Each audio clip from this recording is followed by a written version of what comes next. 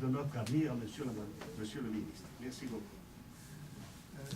Merci, monsieur le professeur. Je crois que je n'ai jamais été présenté de telle façon, alors merci de cet accueil très chaleureux.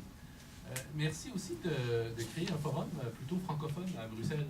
Nous, les Québécois, quand on arrive à Bruxelles, on a l'impression que tout se passe en français, puis on va tout de suite à l'Union européenne, que tout se passe plutôt en anglais. Donc moi, j'ai un nom qui porte un peu à confusion, Alan Bowman, mais je suis francophone, je suis québécois, et ça fait du bien de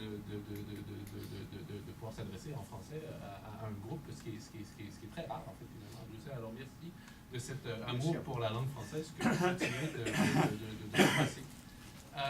Vous aurez cependant à vous habituer à mon accent québécois, mais j'espère que ça ira.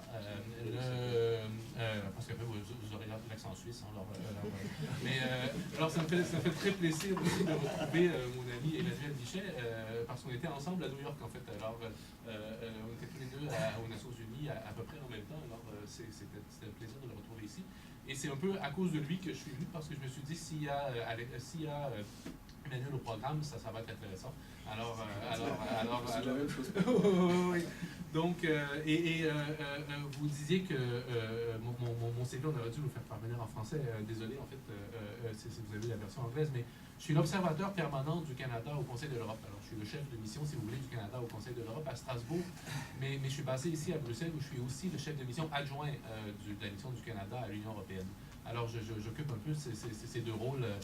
Comme au Canada, on n'a pas de représentation diplomatique à Strasbourg, j'y vais, je fais des allers-retours. D'ailleurs, je dois y aller cet après-midi, alors je devrais quitter moi à 15h précises à la fin de cette séance. Alors, je joue un peu les deux rôles. Les Conseils de l'Europe, c'est une institution qui est fascinante et que je découvre avec beaucoup d'intérêt. Son mandat de protection des droits de la personne ou des droits humains, comme vous êtes ici en Europe, est d'une importance fondamentale et malheureusement, avec la montée de certains mouvements extrémistes en Europe à l'heure actuelle, son rôle est plus d'actualité que jamais. Alors, c'est un plaisir pour moi de les représenter le Canada. Avant de commencer, je voulais aussi signaler que le Canada aussi a toujours eu des relations diplomatiques avec Cuba. Oui, mais tous les gouvernements qui ont suivi, nous n'avons jamais rompu nos relations diplomatiques non plus. Même ici, le dernier, là, à Peur. On n'a jamais rompu nos relations diplomatiques avec Cuba. Nous sommes très fiers. C'est pourquoi votre Premier ministre fumait toujours des cigares. Oui, tout à fait. Ça a donné des opportunités en fait, tous les Québécois sont allés à Cuba comme touristes au cours des 20 dernières années, ce qui nous a donné accès à des plages à bas prix, mais qui nous a aussi permis de participer au développement d'économies de pays qui en a bien besoin. Enfin, tout ça pour dire que mon exposé aujourd'hui va se concentrer sur les grandes tendances à l'international qui encadrent une certaine multipolarité et ce que ça veut dire pour le Canada. J'ai saisi le thème multipolarité dans l'énoncé plus long du thème de la conférence aujourd'hui, et puis je me suis dit que ce que je pourrais faire de plus utile aujourd'hui, c'est de vous parler un peu du travail de prospective qu'on fait au Canada sur ce genre de questions et ce que ça veut dire pour une puissance que certains voient comme une puissance moyenne, comme une petite grande puissance ou une grande petite puissance. Dépendant du Canada, on est un peu situé entre deux chaises dans ce genre de descriptif. On a un rôle un peu unique et une taille un peu unique. Il n'y a pas énormément de pays relativement riches de 37-38 millions d'habitants. Donc tous les autres sont beaucoup plus gros ou un peu plus petits. Alors on est dans une drôle de situation au Canada. Le poste que j'occupais à Ottawa avant de venir à Bruxelles, c'était justement j'étais le directeur de la direction de la recherche sur la politique étrangère, ce que les Français et les Belges, je crois, appellent, et peut-être les Suisses aussi, appellent la direction de la prospective. Alors je me suis dit que autant vous parler d'un sujet que je connais assez bien. Le travail qu'on fait en prospective au ministère des Affaires étrangères est un travail qui reflète pas toujours exactement la perspective actuelle du gouvernement, parce qu'on essaie justement de voir un peu quelles sont les grandes tendances, où va le Canada, où va le monde, et ce que ça veut dire pour le Canada. Donc on essaie un peu d'être les gens qui prennent un peu de recul, qui qui réfléchissent dans quelle direction se dirige le monde et voient un peu dans un horizon de 3, 5, 10 ans, qu'est-ce que ça pourrait dire, qu'est-ce que ça pourrait vouloir dire pour l'évolution de la politique étrangère de notre pays et pour le rôle de notre ministère, de notre institution. Et en général, ce qu'on fait, c'est à chaque année, on identifie entre 5 et 10 grandes tendances et on essaie un peu de les développer, de comprendre on fait des conférences, on fait de la modélisation, on fait toutes sortes d'exercices pour essayer de voir un peu quelles sont les implications à court moyen terme pour la politique étrangère du Canada. Donc, cette année, on a identifié que 6. L'année dernière, on en avait 8. Donc, cette année, on n'en a que 6. Et je vous les liste et je vais les décrire en un peu plus de détails.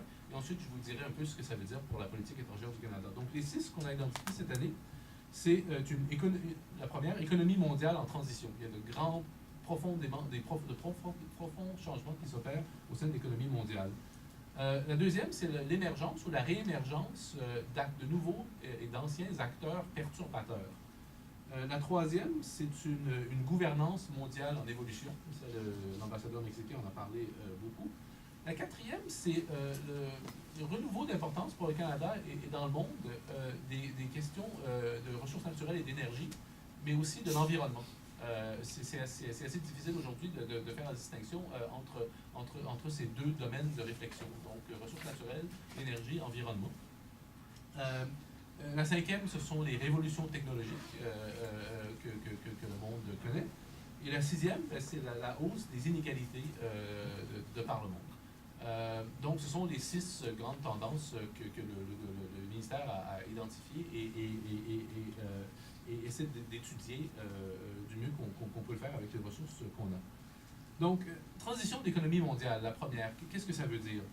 Ça veut dire, évidemment, une importance plus grande de ce qu'on appelle les marchés émergents dans l'économie mondiale.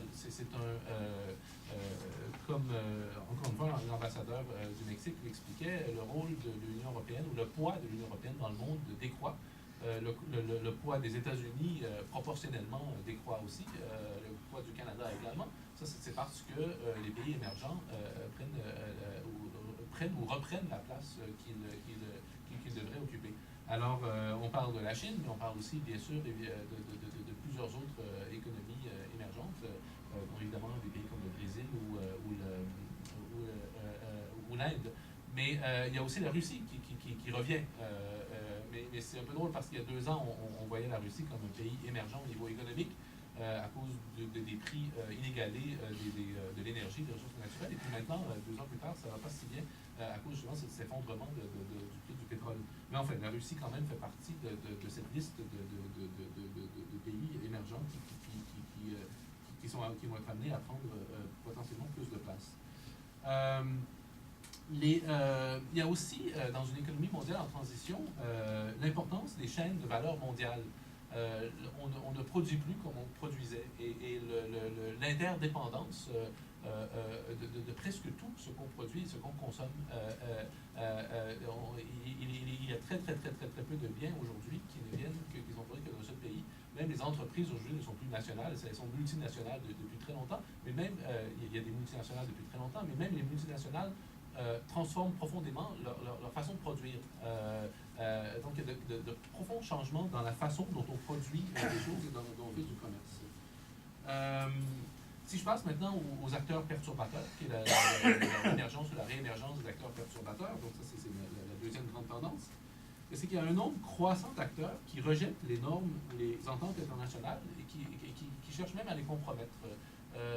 Je crois que, contrairement à ce que disait l'ambassadeur du Mexique, je crois qu'il y a un changement profond. Le monde est réellement plus complexe qu'il ne l'était il y a même 10 ou 15 ou 20 ans. Et les acteurs émergents et surtout les acteurs non étatiques sont beaucoup plus difficiles à comprendre et beaucoup plus difficiles à gérer. Et ça inclut les groupes terroristes, ça inclut les groupes religieux radicaux, mais pas que ça. Il y a une prise de conscience d'une certaine société civile qui est alimentée par les nouvelles technologies, qui transforme profondément la façon dont les citoyens, la relation des citoyens avec leurs États et la façon dont les relations internationales évoluent. Le fait que Bill Gates soit un des plus grands acteurs du développement international